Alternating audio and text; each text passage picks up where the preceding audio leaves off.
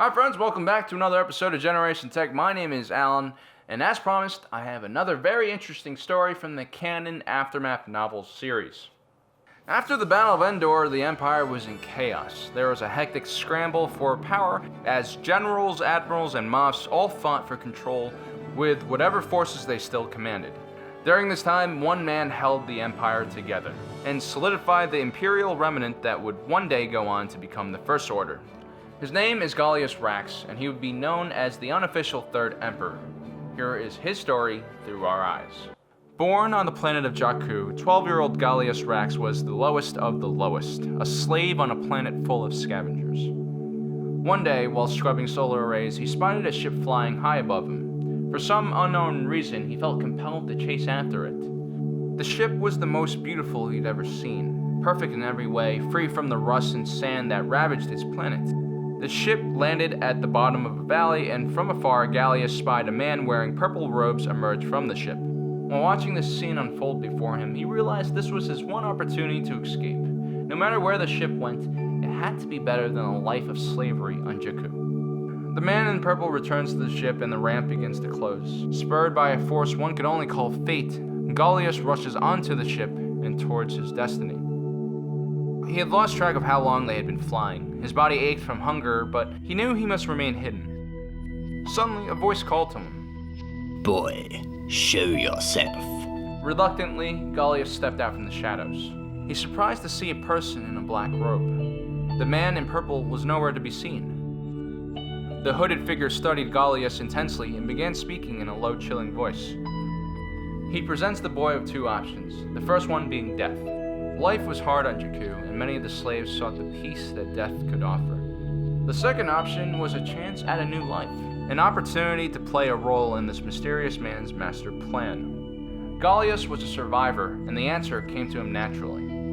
The hooded man smiled and said to him, We can be on a first-name basis, you and I. My name is Sheev. We'll be friends. An emperor must have friends, after all. His first task was to return to Jakku and guard the camp that the Emperor's droids had made. They were guarding something very ancient that had been forgotten over 1,000 years ago. It wouldn't be until 15 years before the Battle of Yavin that we would hear from Gallius again. He achieved the rank of commander at the age of 20, quite an achievement for someone so young. His first posting was in the Naval Intelligence Agency, the NIA.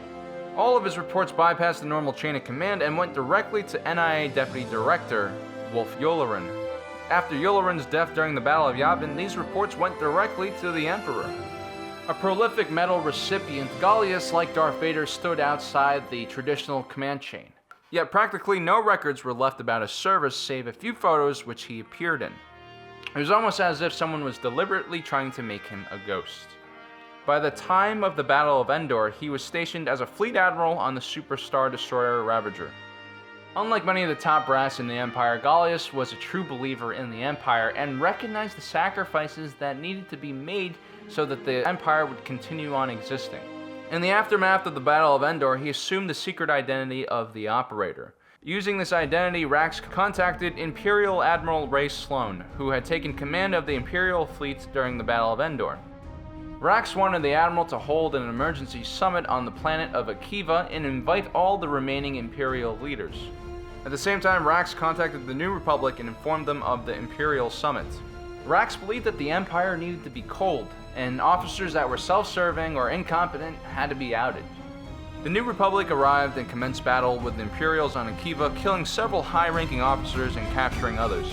Only Admiral Ray Sloan would make it out alive.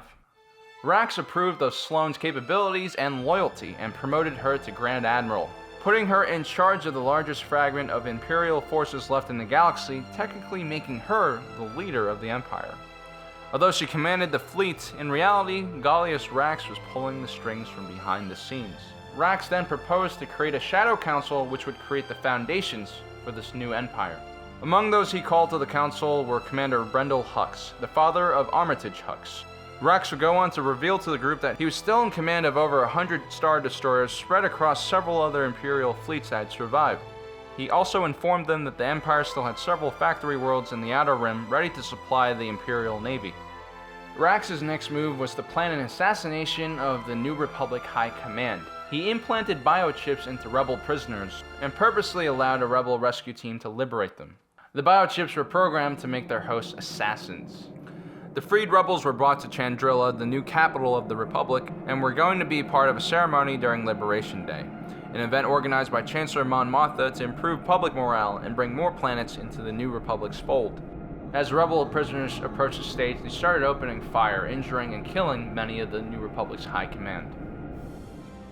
Gallius Rax anointed himself the title Counselor of the Empire, effectively revealing his command of the Empire. A year after the Battle of Endor, the New Republic faced the Galactic Empire at the Battle of Jakku. The Empire suffered severe losses and the survivors escaped to the unknown region. The Battle of Jakku would mark the end of the Galactic Empire and the beginning of the First Order. Just as Gallius Rax had planned, this battle would further thin the ranks of the Imperial forces, leaving only the most strongest and loyal alive, including Brendel Hux and his son. And that's all we know so far, which leaves me with so many questions. What is his relationship to Supreme Leader Snoke? What was he guarding on Jakku all those years? Obviously, it was very important to the Emperor. So could it have been an ancient tomb or some force nexus? Or could it have been a prison for some ancient dark being? As usual, these books leave me with more questions than answers. After all, Disney seems to love to drop small hints and clues in lesser canon materials and then tie them into the anchor movies that makes up the Star Wars lineup. Anyway guys, I hope you enjoyed this episode. Please don't forget to like and subscribe if you did. And if you are subscribed, don't forget to hit the notification button so you know exactly when we upload a new video. And as usual guys, if you're watching this, you are Generation Tech.